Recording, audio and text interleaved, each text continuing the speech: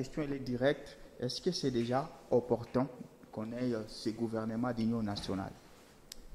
Oui, c'est opportun que l'on puisse avoir une nouvelle équipe gouvernementale qui doit essayer de donner encore un peu plus de tonus par rapport à l'équipe qui est en place. C'est vrai, on n'a pas dit que tous les joueurs qui composent cette équipe sont défaillants, on n'a pas dit ça. Il y en a qui se sont vraiment très bien comportés, et ils ont montré de quoi ils ont été capables, et c'était merveilleux. J'ai parlé de quelques ministères, par exemple, sans peut-être citer tout le monde.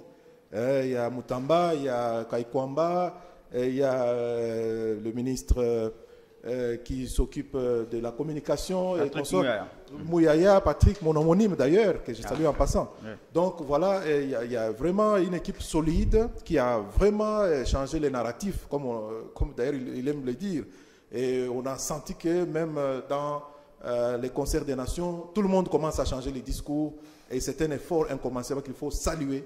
Vraiment d'arrache-pied, quand on est vraiment un véritable patriote, on doit vraiment saluer cet effort, parce qu'on a Kagame avait déjà incrusté pratiquement tous les niveaux dans les concerts des nations. Donc tout le monde ne chantait que Kagame, Rwanda et tout ça. Mais voilà, et que les choses ont pu changer.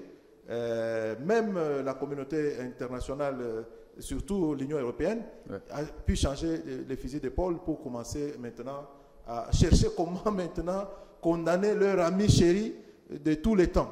Donc voilà, c'est pour cela, vous voyez aujourd'hui, il y a des sanctions qui tombent à gauche, à droite.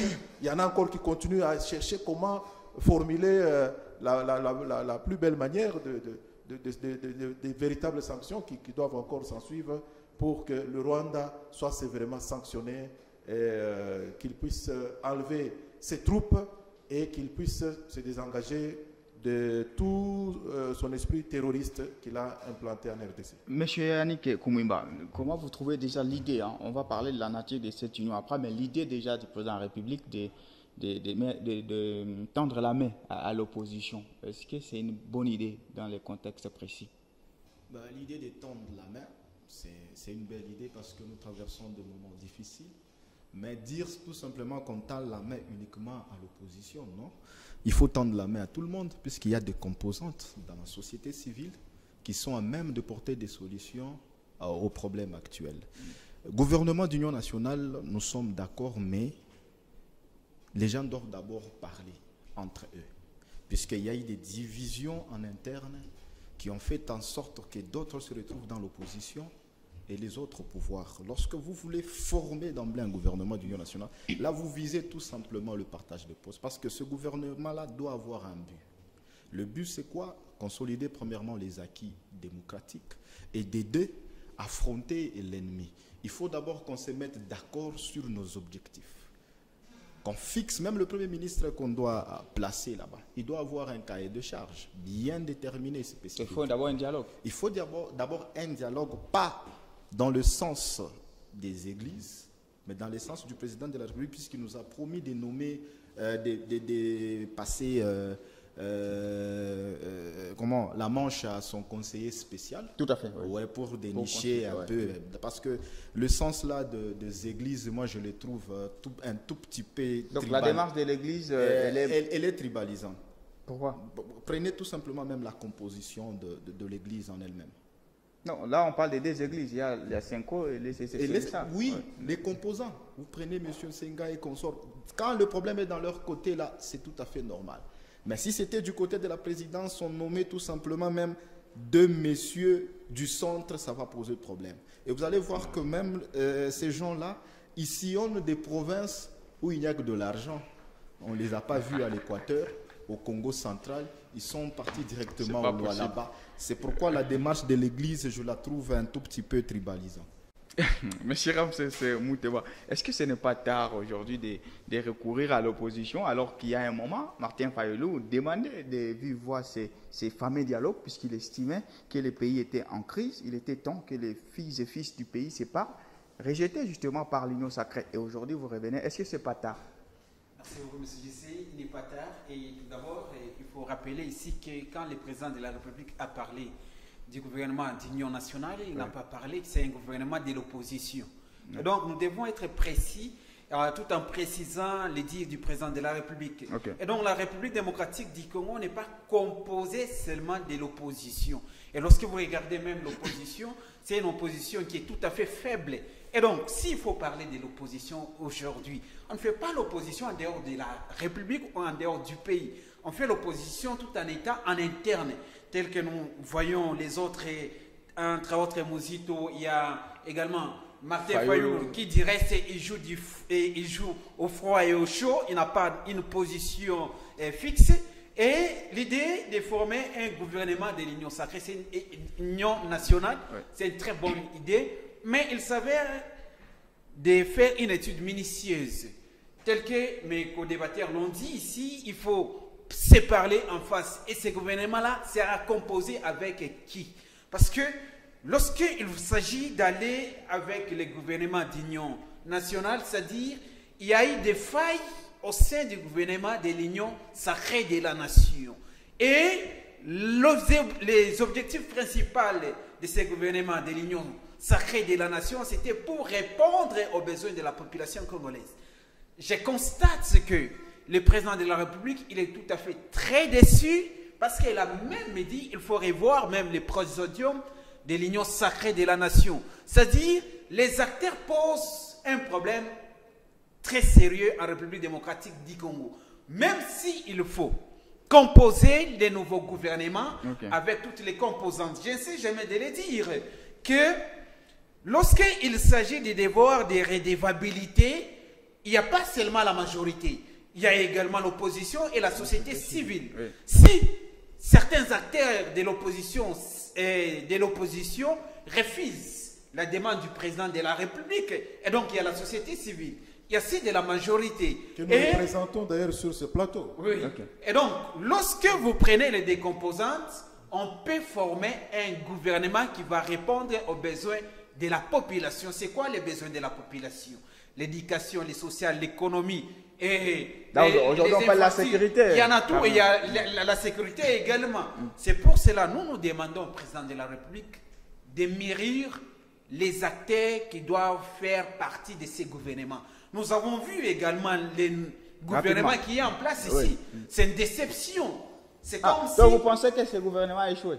Et l'amendement a échoué, oui. Non, c'est le gouvernement qui a échoué, c'est le président. Le président est irresponsable au regard de notre constitution.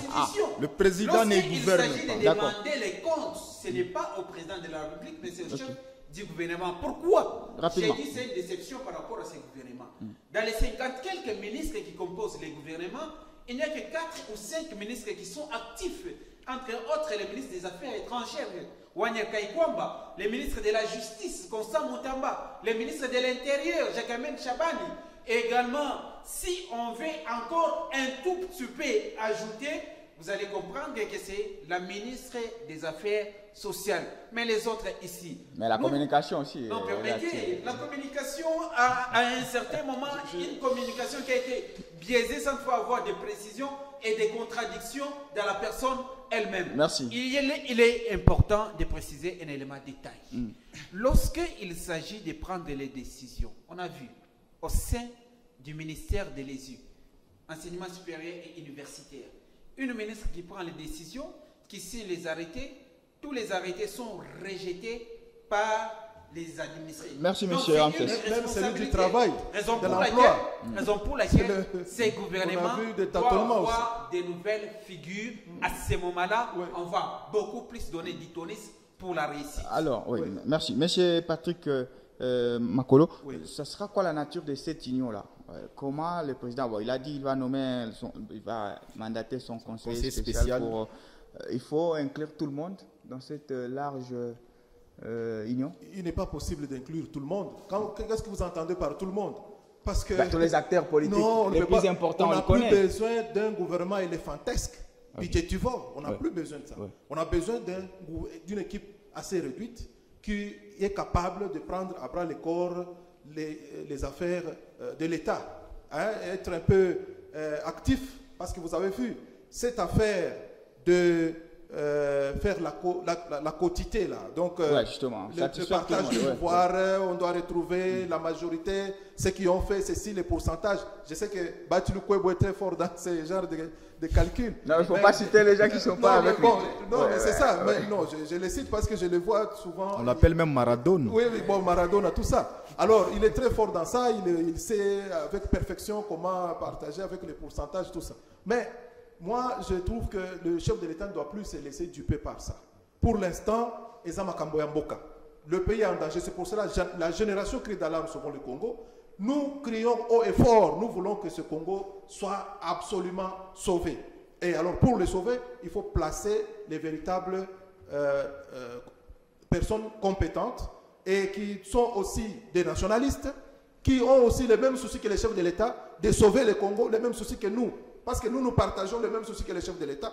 Nous voulons que ce pays soit sauvé à tout prix. Parce qu'on ne peut pas laisser au Rwanda et Kagame prendre ce pays, jouer avec ce pays et tirer des ficelles comme il l'entend. Non, nous sommes contre tous ceux-là qui appuient cette façon de voir les choses. C'est pour cela cette union sera un gouvernement d'union nationale. Ça ne veut pas dire qu'on doit prendre toutes les couches, non. On va prendre les hommes qu'il faut à la place qu'il faut, les hommes compétents, et on doit tenir compte que pour l'instant, ce qui doit plus chercher, demander les fonds, la priorité, ça sera la sécurité. Alors, il faudra que l'équipe soit réduite pour que nous puissions quand même bien canaliser le fonds à l'effort de guerre, afin que nous puissions retrouver d'abord la paix. Parce que pour l'instant, c'est d'abord la paix qu'on a besoin. Regardez à Goma, regardez à Bukavu, regardez partout où ces rebelles criminels ont pris le territoire national. Regardez comment la population souffre, comment la vie humaine est devenue pratiquement comme un jeu, et on tue les gens par seconde, on gaspille l'avenir de la population et même du pays. Et même le bradage des richesses du pays. Et même, j'ai vu même des véhicules, même de l'armée, même de la police, même de l'État, même des paisibles citoyens. On prend ces véhicules, on les amène au Rwanda. Donc, c'est-à-dire, on confisque les biens des peuples, des paisibles citoyens. Non, c'est quand même des choses inacceptables. C'est pour cela que nous sommes derrière le chef de l'État. Nous le soutenons pour qu'à tout prix, et puis dans un temps record, qu'on puisse remettre de l'ordre dans cet espace où l'insécurité règne en maître. La cruauté, le degré de la cruauté a dépassé toutes les limites. Et c'est pour cela que vous voyez que même tous ceux-là qui étaient derrière Rwanda, comme la France et tout ça, devenir porte-plume de la RDC au Conseil de la sécurité. Donc ce sont des choses qui étonnent tout le monde. Merci. Et vous avez vu même comment il a été ridiculisé par le vaillant président américain. Donc tout ça, c'est le message. Il est en train de récolter maintenant ce qu'il avait semé, l'énergumène de Macron là. Alors, en écoutant M. Patrick Makoko, est-ce qu'on avait plus besoin d'un gouvernement d'union nationale ou un gouvernement de crise, puisqu'il parle de la nécessité de réduire drastiquement l'équipe? Si j'avais l'opportunité de souffler quelque chose à l'oreille du chef de l'État, moi je n'opterais même pas pour un gouvernement d'union nationale. Moi j'aimerais que le chef de l'État procède comme il avait fait d'antan avec le FCC, lancer les concertations nationales, mais rapides. Parce que je vais vous donner des faits juridiques. Rapidement. Si vous avez un gouvernement, un premier ministre, qui n'est pas dans la majorité parlementaire, mais qui sera contrôlé par les parlements, on prend par exemple, on décide de mettre M. Adolphe Muzito, qui n'a même pas de député au Parlement. Il devient un Premier ministre, mais il doit toujours subir le sort de l'Assemblée, la motion de censure, la motion de défiance. Sur ce, il fallait lancer les concertations nationales, et toutes ces personnes-là devaient vous apporter leurs suggestions. Que même ce gouvernement actuel, même dans un format réduit, pouvez appliquer ces recommandations-là. Ouais.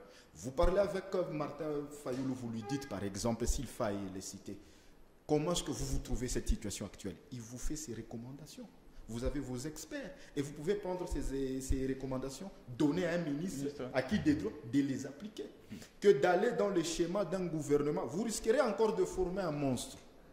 Un premier ministre qu'on pourra à tout tout moment éjecté par le Parlement parce que ces gens-là ont été élus. Lui n'a pas été élu. Quel serait l'essor du Parlement? Si on devait aller à zéro, on devait faire tomber même toutes ces institutions-là. Mais on n'a pas l'argent pour organiser ces élections et aller dans un schéma un peu droit. Donc c'est trop vite chercher déjà un gouvernement d'union nationale. Oui. Ça s'est dit. Avec un risque de l'avoir éléphantesque. Et des frustrés qui peuvent aussi basculer. Parce que dans ce pays, si quelqu'un... Vous avez la politique congolaise, elle est amusante dans le sens où quelqu'un ne peut pas quitter l'opposition pour adhérer dans un autre parti politique d'opposition. Oui. S'il quitte l'opposition, c'est directement la majorité. Chose qui laisse croire que cette personne n'était même pas dans l'opposition. Et ses yeux étaient toujours de l'autre côté. Oui. L'appel a été lancé à tout le monde par le chef de l'État. Mais vous allez vous en rendre compte que les gens qui essayent de se soustraire de ce processus, ce sont des gens d'ailleurs qui ont une nationalité douteuse. Non, je reviens. Ça sera ça l'autre question qui arrive. Alors, M. Ramsès Mouteba, est-ce que c'est ce que vous, à l'IDPS, vous prévoyez un gouvernement d'union nationale alors qu'il y a une certaine opinion, demander drastiquement qu'on réduise, tel que M. Patrick l'a dit, l'équipe gouvernementale pour un gouvernement de crise, puisque nous sommes en crise? Il n'est pas interdit également de réduire, même à ce qui concerne le gouvernement d'union nationale. Donc, ça revient... Non, on cherche que la nation s'y retrouve, mais on va réduire. Très bien, très bien. Lorsqu'on parle de la nation, d'abord, qu'est-ce qu'on entend par l'union nationale?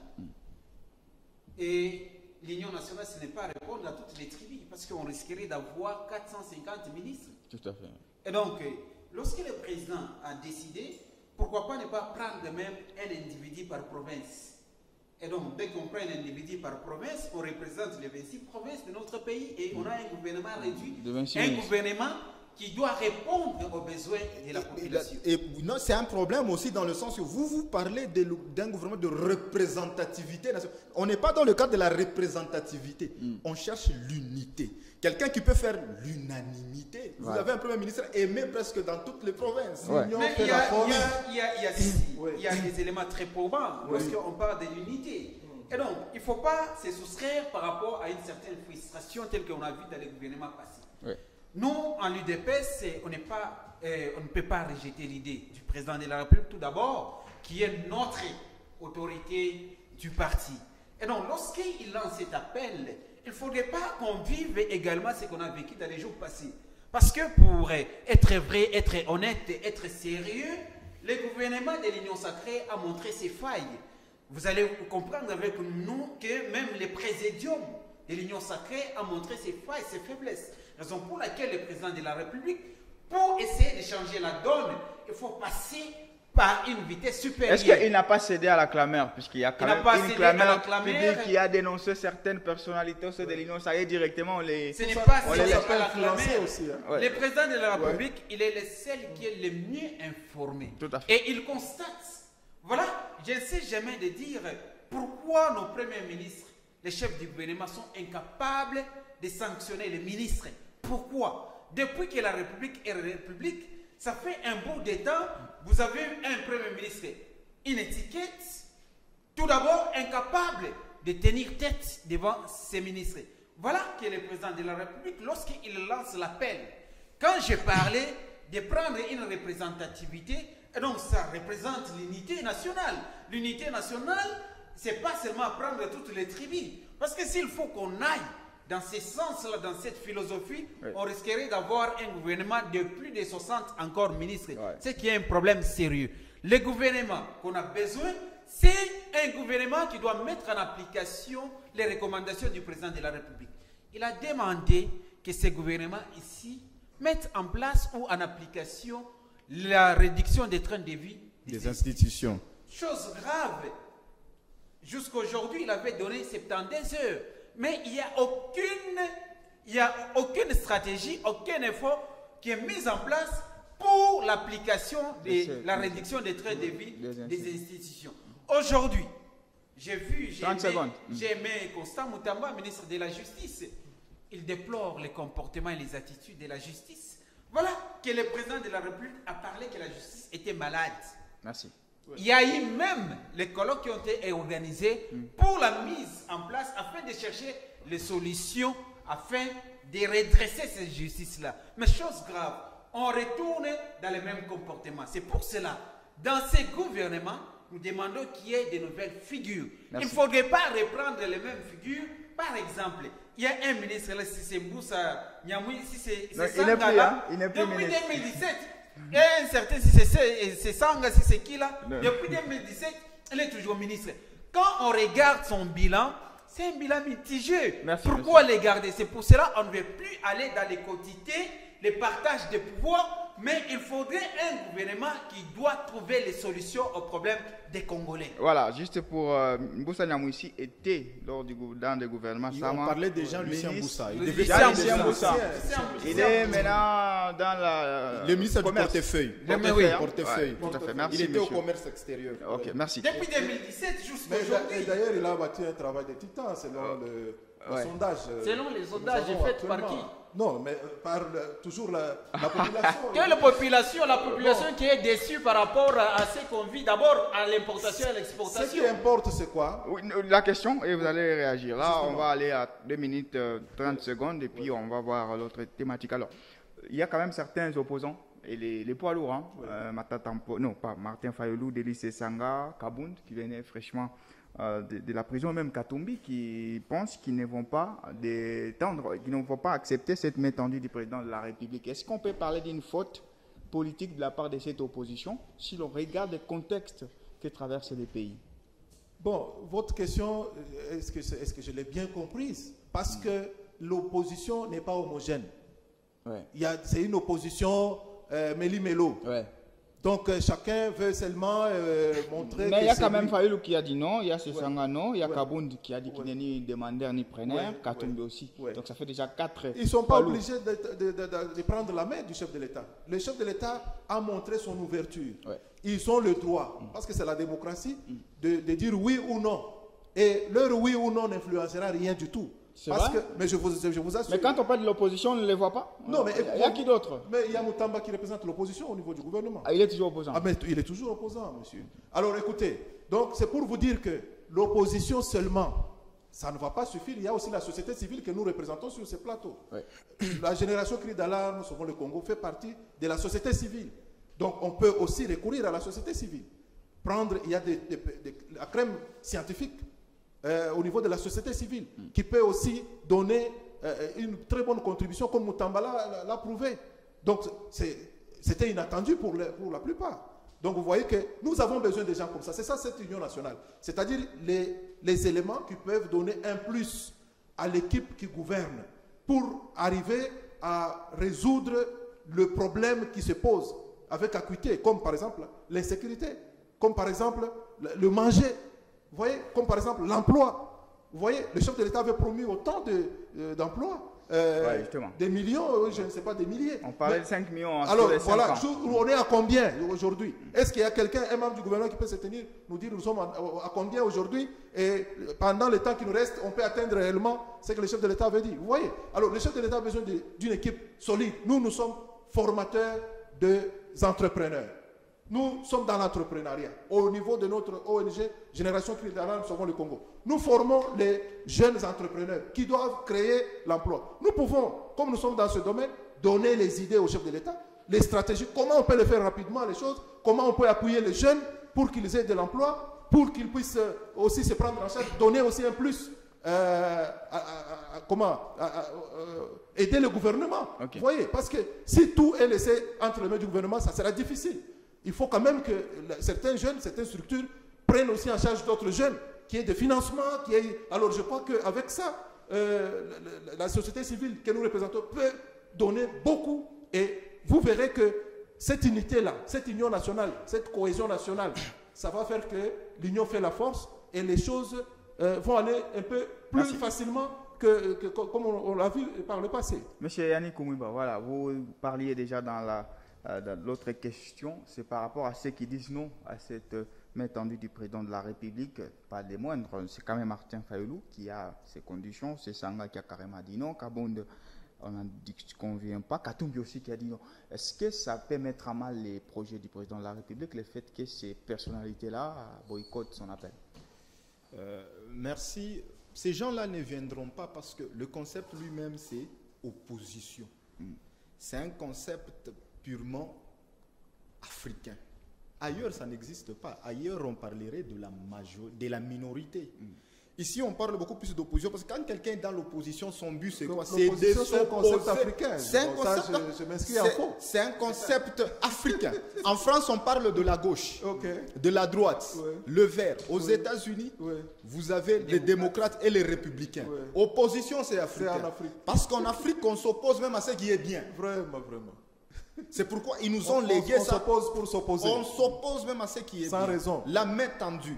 S'ils étaient dans la minorité, ils allaient rejoindre la majorité.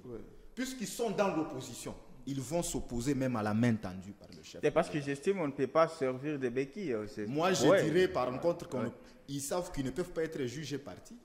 Non, mais d'abord, pour la plupart, ils sont des capricieux. Oui, ils ne peuvent pas être jugés partis. Comment ça? Est-ce que avez-vous entendu ces gens-là condamner même les exactions qui se commettent sur le territoire? C'est ça, l'a fait, Fayulu l'a fait.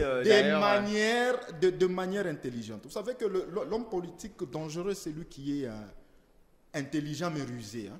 Ils l'ont fait de manière... Tous ils tirent que sur le chef de l'État. Pourtant, cette guerre, le M23 a commencé en 2012. Félix Tshisekedi n'était pas président de la République. Même s'il doit répondre aussi de la responsabilité en cascade, la continuité de l'État. Mais à un certain degré, à un certain niveau, on doit s'arrêter et voir la réalité en face. Il n'y est pour rien, en dehors de prévenir certaines situations. Mais lorsqu'on vous l'accusez à tort comme ça, ces gens-là ne viendront pas, je retourne sur la question, parce qu'ils sont jugés partis.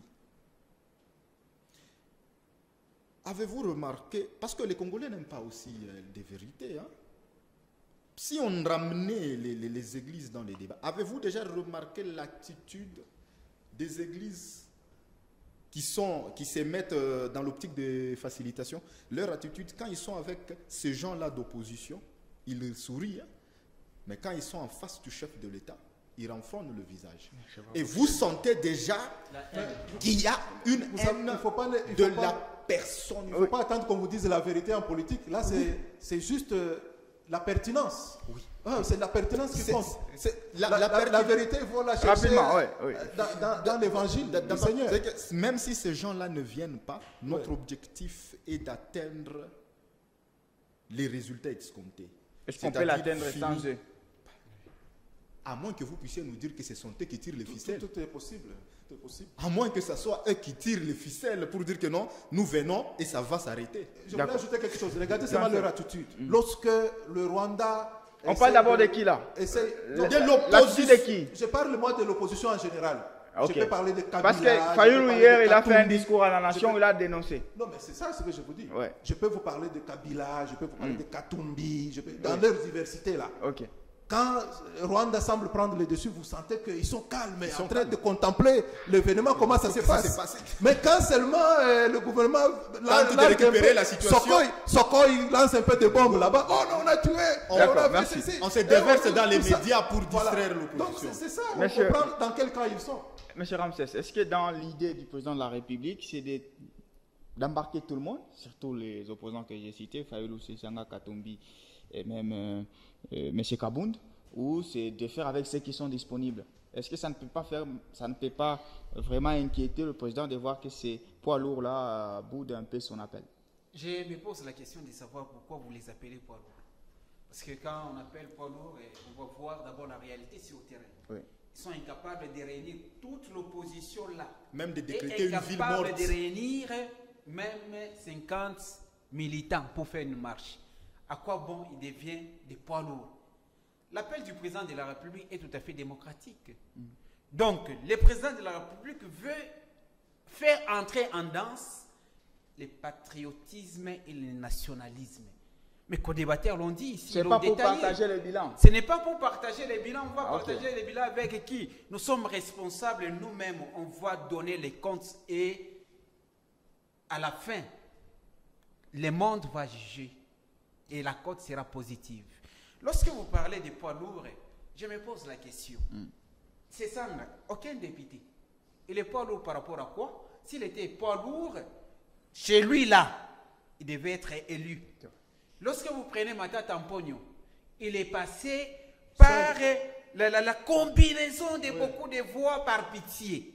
Et il y a même des preuves. C'était le mieux élu en Permettez, il y a des preuves qui démontrent qu'il avait triché chez lui.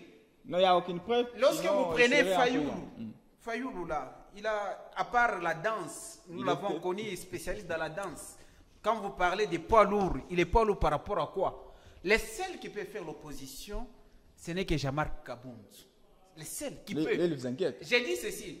Je ne dis pas les faits. J'ai dit les seuls qui peuvent faire l'opposition, c'est Jean-Marc Kabound. Mais quand vous citez les autres là, ils ont fait l'opposition où? Et là, ils sont spécialistes dans les exils. Lorsque ça essaie un peu de bouger, ils sont en exil. Ce n'est pas la première fois. On ne peut en aucun jour faire l'opposition en étant en exil. Pour la petite histoire, rapidement, Étienne Tshisekedi Wamuluba, il a fait l'opposition même en étant dans une surveillance, une haute surveillance à Kabea Kamwanga. Non, mais de temps en temps, il a fait l'opposition. En Europe. Non, lisez l'histoire. Non, de temps en temps. Oui. Quand est-ce qu'il a fait l'Europe? Quand est-ce qu'il a commencé à partir? Oui. Il était presque dans une prison à ciel ouvert. Et donc, aujourd'hui, il est vrai que l'appel du président de la République est lancé pour tous les Congolais. Mais la composition de ces gouvernements, ça ne sera pas tous les Congolais. Un Congolais qui n'a jamais condamné les tueries à l'est du pays. Un Congolais qui dirait acquise les Congolais chez leurs frères sous prétexte, voilà, je viens auprès de mes frères, les Congolais m'ont refusé. Un Congolais, pour parler, il doit attendre seulement lorsqu'il se retrouve dans une configuration propre, propulse avec ses frères. Merci. Et on est Congolais par rapport à quoi? Si on n'a pas le patriotisme, si on n'a pas le sang du nationalisme en nous, ce qui se passe à l'est du pays, ça nous laisse ça mort. En tant que Congolais, nous devons nous mettre main dans la main, nous devons être unis pour trouver des bonnes solutions afin qu'on ait une paix durable et non une paix palliative. Vous avez parlé d'un débat Monsieur Patrick, alors voilà, on va finir avec l'autre thématique, ça sera 2 minutes pour chacun. On parle de la crise politique, on parle des ennemis de l'intérieur, on parle des ennemis de l'extérieur. Alors il va falloir que vous essayez un peu de nous éclaircir. Qui sont aujourd'hui les ennemis de ces pays? Tout celui qui est contre. On a 2 minutes chacun et puis on va passer à la séance carton. Tout celui qui est contre le bien-être des Congolais. Tout celui qui veut vendre ce pays. Tout celui qui se rallie aux ennemis, aux rebelles, Nanga, Kagame, Rwanda, tout ça, même avec les forces nocturnes là, obscures, qui sont derrière France et tout ça, même si aujourd'hui ils ont changé de Kazakhs, mais tous ces gens-là qui complotent contre le pays, contre l'avenir de la nation, ce sont là les ennemis qu'il faut à tout prix abattre. Mais on ne sait pas les identifier. Non, mais on les identifie. On a Nanga, la France, c'est facile de la citer. Nanga, j'ai parlé de Nanga. Vous voulez que je cite tout le monde? Lui, il sait lui-même désigner, on sait. Que je cite tout le monde là. Non, ce n'est pas nécessaire. D'abord, pourquoi je dois faire leur publicité? Je ne suis pas leur porte-parole. Je sais que chaque camp a son porte-parole. Mais moi, je parle de la génération Kridala, sauvons le Congo. Tout celui qui se bat pour que cette nation ne puisse pas disparaître, celui-là, il est pour nous. Il est dans la vision du peuple congolais. Parce que c'est l'unique nation que nous avons. Quand vous bavez devant quelques dollars qu'on donne par Kagame, parce que Kagame connaît déjà la faiblesse de la plupart des soi-disant opposants, qui font semblant même de ne pas parler quand ça barde, quand ça brûle, quand il y a péril en demeure. Ils sont là en silence, ils font semblant, ils suivent la situation de loin. Et ils sont en train de tirer des ficelles. Alors tous ces gens-là, ce sont les ennemis du Congo. Ce sont des gens normalement qu'il faut décapiter. Parce que regardez le nombre de morts à l'est du pays. Mais il faut avoir un cœur. La vie humaine n'a pas de prix. On ne doit pas s'amuser comme ça, à crever un humain comme ça, en un clin d'œil, même une poule. Lorsque déjà on en tue même 1000, c'est déjà un sacrilège. C'est déjà trop. Mais imaginez un être humain semblable à toi, africain comme toi, parce que la France a donné l'argent, parce que la Grande-Bretagne a donné l'argent, parce que Kagame, qui est même en train de représenter toutes ces forces obscures là en Afrique, a donné l'argent. Et alors là, il faut nécessairement vendre le pays. Alors, vous allez vendre le pays, vous allez rester où? D'accord. Vous allez aller en exil, vous serez vraiment une salade. Écoutez, il y a des choses qu'on ne peut pas tolérer. Même s'il faut être commerçant. Il faut vendre même vos parents, même la maman, même la tradition. Non, ce n'est pas correct. Merci. Donc ces gens-là, ce sont des ennemis du Congo qu'il faut décimer. Il faut condamner, comme il y a la loi déjà qui est activée pour condamner à mort. Ouais. Je crois que ce sont des gens comme ça qui sont des vrais candidats. On ne doit même pas perdre le temps pour chercher, oh, ce pays a dit quoi, tout ça. Non, on termine leur problème et on passe à autre chose. Voilà. Monsieur Yannick Koumouimba, qui sont les vrais ennemis du pays? On est dans un contexte de crise, c'est vrai, sur les réseaux sociaux, il y a des théories complotistes. Alors, qui sont-ils ces ennemis? Les ennemis du Congo sont multiples, Okay. mais un mauvais voisin est une calamité. Nous avons deux mauvais voisins, voyous et jaloux. Nous pouvons en citer. Nous parlons beaucoup plus du Rwanda, mais il y a aussi l'Ouganda qui joue à l'hypocrisie. Ouais. Mais moi, je me demande pourquoi la RDC ne cite pas le président Museveni, qu'il est tireur de ficelles. Voilà. Parce que même le M23 a tiré naissance en Ouganda, pas au Rwanda. Exactement. Mukakwata Museveni n'est pas un innocent, à qui on peut recourir même à ses services. Nous devons prendre les taureaux par les cornes. Et surtout, aussi, parler avec nos services aussi. Mais moi, je me pose toujours la question, est-ce que c'est nécessaire de recourir toujours à l'Ouganda? Je ne comprends pas C'est quelle une question alchimie que je me il pose, y ça a. m'étonne quand je vois Quelle chaque alchimie. fois Pourtant, nous avons plusieurs PDF, voisins. La tout comme ça. Tanzanie, il y a l'Angola qui est notre voisin aussi d'une part. Pourquoi on ne peut pas recourir à la Zambie? Ce qu'on ne peut pas tolérer, je disais, il faut aussi une part de notre côté qu'on s'assume aussi avec nos services aussi de sécurité. Quand nous voyons nos militaires au front en train de déserter, d'abandonner du matériel, et ces matériels-là coûtent énormément cher. Ces gens-là sont dans l'optique d'une guerre limitée. Ils ne sont pas venus prendre le pouvoir, ils sont venus mettre la pression pour que le président de la République tombe dans le piège du dialogue. Oui. Et ces gens-là, vous leur donnez des atouts, lorsque vous laissez vos munitions, ils avancent jusque même à Bukavu. Ce n'était pas prévu dans leurs agendas. Ils devaient mettre la pression sur Goma, ils se sont rendus compte qu'ils peuvent faire un pas de plus. De notre côté, nous devons aussi résister quand même. Nous ne sommes pas quand même de patates sur qui on peut marcher. Donc nos services de sécurité doivent aussi aider le chef de l'État. C'est un esprit, avec un esprit aussi patriotique. Tout à fait. Merci. Monsieur Ramsès, qui sont ces ennemis de la République? Toi, l'IDPS, on chante les ennemis de la République, matin, midi, soir. Qui sont-ils? Il n'y a pas seulement les ennemis, il y a également les traîtres, parce qu'on essaie de mettre un point sur les ennemis, en oubliant qu'il y a les traîtres. Et donc, si on essaye un peu de réfléchir à haute voix, et le premier ennemi, c'est l'État voyou du génocidaire Paul Kagame, et sans oublier également les... Et aujourd'hui, il faut préciser un élément de détail. Si on s'attelle beaucoup plus sur Rwanda, parce que l'Ouganda sans Rwanda, c'est rien. Museveni sans les génocidaires Paul Kagame, il est rien. Raison pour laquelle c'est son disciple. C'est lui qui l'a formé. C'est lui qui l'a formé. Mais aujourd'hui, c'est lui qui a formé Kagame. Très bien. C'est lui qui l'a placé. C'est lui qui l'a placé, mais aujourd'hui, il pèse plus que Museveni. Lorsque vous essayez un peu de lire l'histoire par rapport à certains accords, certains traités, vous allez comprendre que Kagame, il est utilisé comme celui qui va faire la fondation de l'empire Imatutsi. Oui. Et donc, tous les efforts fournis par rapport à cette communauté, sous prétexte c'est une race minoritaire à protéger, passent par Kagame. Et il y a un élément, il y a un élément très important également, il faut soulever ici. Si la France soutient Paul Kagame, c'est pour protéger les intérêts de la France à Mozambique par rapport à la production du pétrole.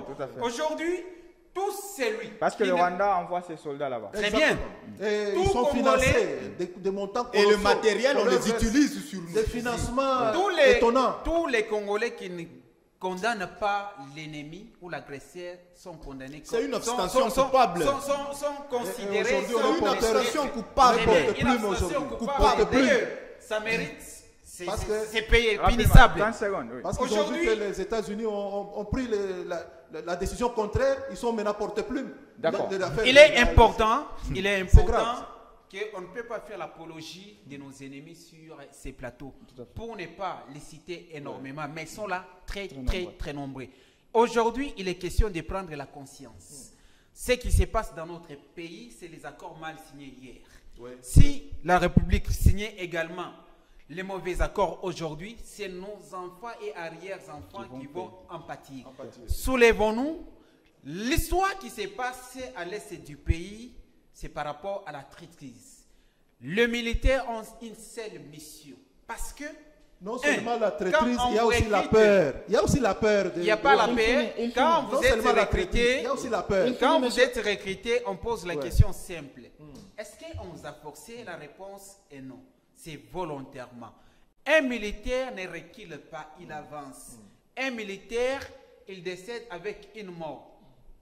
Honoré parce qu'il a son arme. Mais c'est lui qui recule. J'ai aimé la conférence animée par le général Edi Kapend d'hier devant les étudiants. Il a dit ceci. Oui.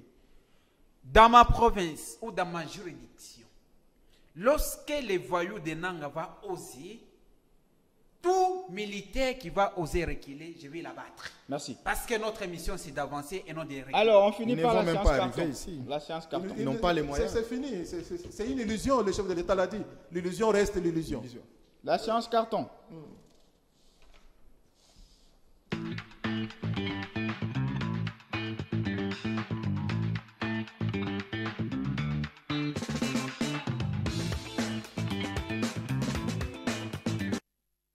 30 secondes à chacun. J'espère que ce sera suffisant pour donner un carton. Monsieur Mbouy Makolo Patrick, je rappelle que vous êtes initiateur de l'ONG Cri d'alarme Sauvons le Congo. Merci de votre présence, mais quel est votre carton?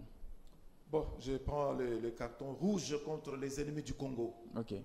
Alors, vous savez, Nanga et toute sa suite, je crois qu'ils vont commencer à regretter ce qu'ils nous ont fait. Parce qu'ils vont vivre la situation de Judas qui s'est même pendu. Je crois que c'est là qu'ils vont arriver. Parce que l'argent qu'ils ont pris, même si ce sont des millions, même si ce sont des milliards de dollars, ça ne va pas vraiment leur servir. Parce que ça ne va pas servir, ça ne sert à rien d'hypothéquer toute une nation pour un intérêt privé. Donc, ça sera regrettable. C'était un mauvais choix. Le reste à faire, c'est d'aider rapidement Kagame à récupérer toutes ces munitions et tous ces matériels, quitter le pays avant que ça ne soit trop tard. Voilà. Merci. Monsieur Yannick Koumimba, je rappelle que vous êtes analyste politique. Merci et votre carton. Je prends aussi le rouge et je le décerne à tout Congolais qui ait des connivences avec les forces extérieures. Parce que l'exemple patent est celui de l'Ukraine. Le président ukrainien a été motivé par des gens. Il a été financé, mais en fin de compte, il est en train d'être relâché. Ils vont subir aussi le même sort. Ok.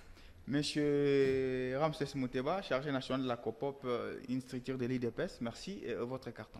Je prends les jaunes. Les jaunes, ok. Je donne l'avertissement au président de l'Assemblée nationale. Aujourd'hui, on parle de la République. Il doit nous montrer sa position claire et nette. La République est au-dessus de nos intérêts. La montrer comment? Parce que par rapport à tout ce qui se passe à l'est du pays. Ces abstentions coupables aussi. Parce que jusqu'à la preuve du contraire, on ne sait pas connaître sa position. Est-ce qu'il est avec l'ennemi ou il est avec les Congolais? Il a dit à maintes reprises qu'il est derrière les chefs de l'État. Être derrière les chefs de l'État, cela ne veut pas dire pas la République, être derrière la République. Il ne faut pas faire la confusion. Vous pouvez être avec les chefs de l'État, mais vous êtes traître. En étant derrière les chefs de l'État, mais vous les détruisez derrière. C'est pour cela. Nous disons sa position doit être claire et nette. Merci à vous, messieurs, d'avoir bien voulu agrémenter ce moment dans Ici Direct. Dans une minute, ma montre faisant foi, vous allez suivre la grande édition du journal. Restez qui sur nos programmes et au revoir. Au revoir, merci.